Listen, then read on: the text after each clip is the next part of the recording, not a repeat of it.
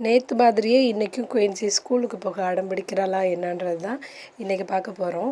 நாங்கள் காலையிலேயே எழுந்திரிச்சு குளிச்சுட்டு அவளுக்கு தேவையான டிஃபன் அண்டு ஸ்நாக்ஸையும் ரெடி பண்ணிவிட்டு வாட்டர் பாட்டிலெலாம் எடுத்து வச்சுட்டு ஸ்கூலுக்கு கிளம்பிட்டோம். போகிறதுக்கு முன்னாடியே அவங்கள கொஞ்சம் நேரம் ரசிச்சுட்டு அதுக்கப்புறம் நல்லா கொஞ்சம் நேரம் விளையாண்டுட்டு கொஞ்சம் ஜாலி மூடில் தான் கூட்டிகிட்டு போனேன்.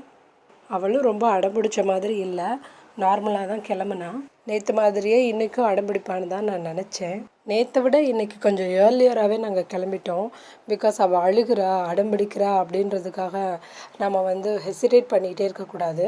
அதனால் கொஞ்சம் நாங்கள் சீக்கிரமாகவே கிளம்பிட்டோம். சீக்கிரம் போய் அவள் கொஞ்சம் மிங்கிளாகிறத பார்க்கணும் அப்படின்னு நான் கொஞ்சம் சீக்கிரமே கிளம்பிட்டேன். எல்லா குழந்தைங்களுக்குமே மூட் ஸ்விங்ஸ்ன்றது கண்டிப்பாக இருக்கும். பசங்க பண்ணுறத பார்த்து வேறு ஏதாவது யோசிச்சுருந்துருக்கலாம், பயந்துருக்கலாம், அந்த மாதிரி தான். ஸோ அதனால் அதுக்காக வேணாம், இனிமேல் இங்கே கூப்பிட்டுட்டு போக வேணாம் அப்படின்னு நினைக்கக்கூடாது. நம்ம அதை அப்படியே கண்டினியூ தான் பண்ணணும்.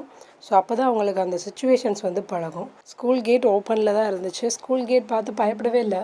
நேற்று தான் வெளியிலே உட்காந்துக்கிட்டா, ஸ்கூல் கேட்டுக்குள்ளே கூட வரல.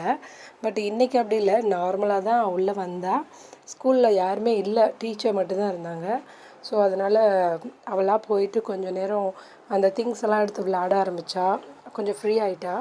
அப்புறம் ஒவ்வொரு பசங்களாக வர ஆரம்பித்தாங்க. ஒவ்வொருத்தவங்களாம் பார்த்துட்டு எல்லாத்தையும் இவங்க தான் வெல்கம் பண்ணாங்க. மேடம் வெல்கம் பண்ணிவிட்டு கொஞ்சம் நேரம் விளாண்டுட்டு எப்பயும் போல் இன்றைக்கி மிங்கிளாக ஹாப்பியாக தான் இருந்தாள். இன்றைக்கி அழுகவே இல்லை குயின்சி.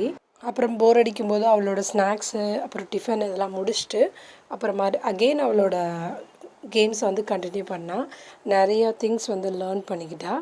ஸோ இன்றைக்கி